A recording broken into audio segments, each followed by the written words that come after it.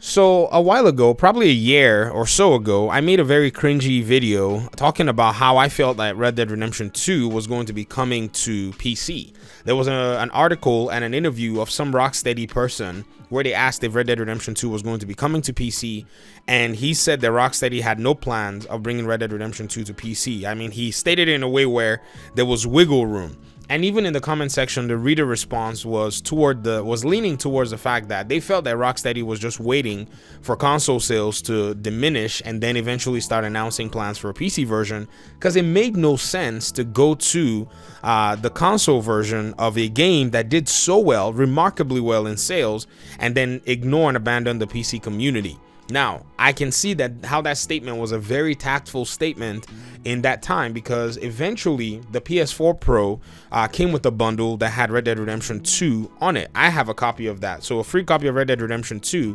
I'm really stoked that I got a free copy of it, even though the game is quite different for me, but maybe I'll play a little bit more of it now that it's coming to PC, and just kind of get my hands on it and get more accustomed to its systems and all of that. But it's really funny, and the irony is kind of lost on everybody, that a company who's released a lot of its games on PC is going to ignore the PC ecosystem.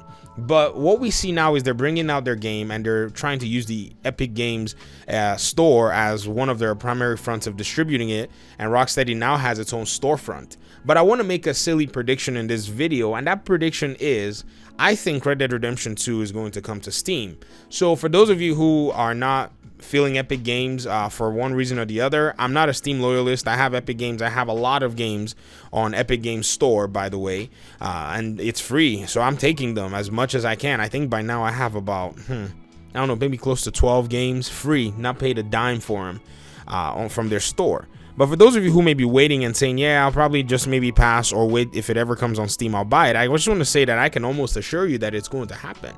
And the reason I'm quite certain is not because I have any knowledge of anything.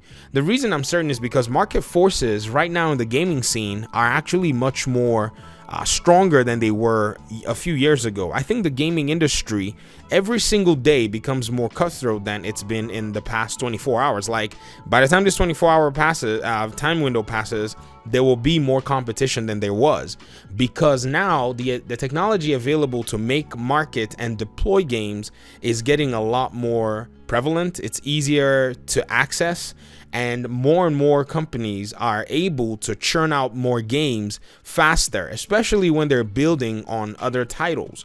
So if you think about Red Dead Redemption 2, it was a brand new game.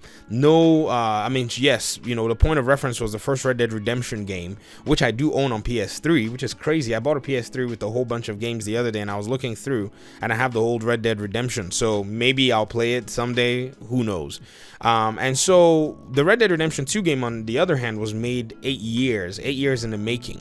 So I feel like Rocksteady will be quite...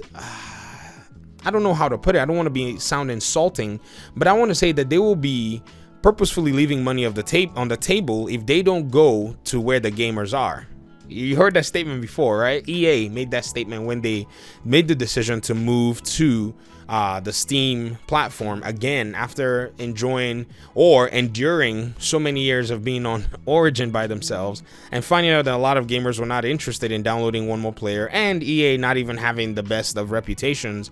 It seemed that way for them, and I think Rocksteady is going to have to reconcile this fact that even though they may be making some extra money on the Epic Games store, because Epic Games has a lower percentage cut for itself, I genuinely believe that Steam still has the market, a huge prevailing market. Steam has a huge base, including one of the biggest consumer markets in the world, China, on its agenda, is able to bring a lot of players from Asia and other continents, and already has that player base ready to go. And so any company that's saying that the 30% is too much, well, they have to be able to find a way to match the sales that they would probably get on Steam, or they have to go on Steam and leverage what Steam already has to offer. Now, can Steam reduce its numbers? Is that going to be fair or whatever? To be honest, I'll let multi-billion-dollar companies argue their own stance. My own is just to say, I think that Rockstar is going to make, in my opinion, the best possible financial decision. And I think that the best possible financial decision for them is to eventually deploy the game on Steam.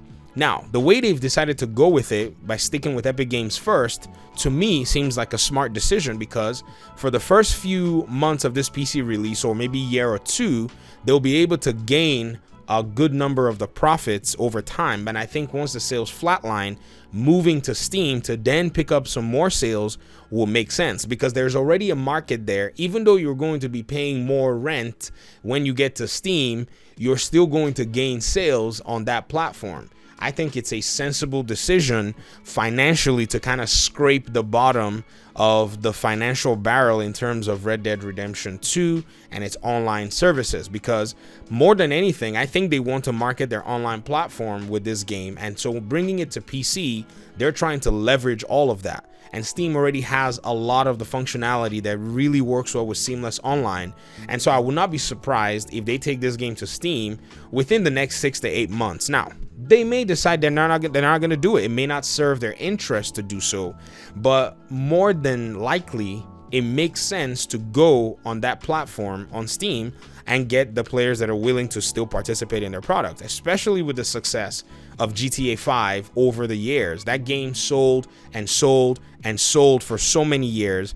It will be asinine for them to not go to a platform that already has a huge base of GTA 5 players already waiting to get their hands on this game on PC, in order to just take advantage of that. I mean, it just makes no sense. It's just, you know, to me, I don't see any benefit to not eventually going to Steam. I can see a long-term benefit to holding off and sticking with Epic Games for now and taking the big cut, and then definitely moving their way to PC on Steam anyways.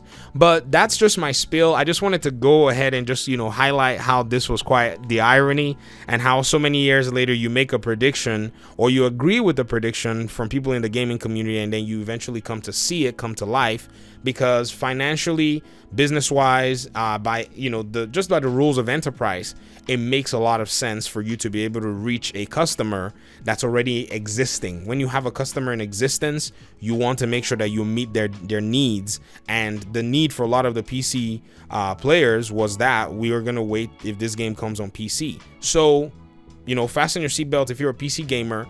A lot of these games that are so-called console exclusives are going to be coming to PC.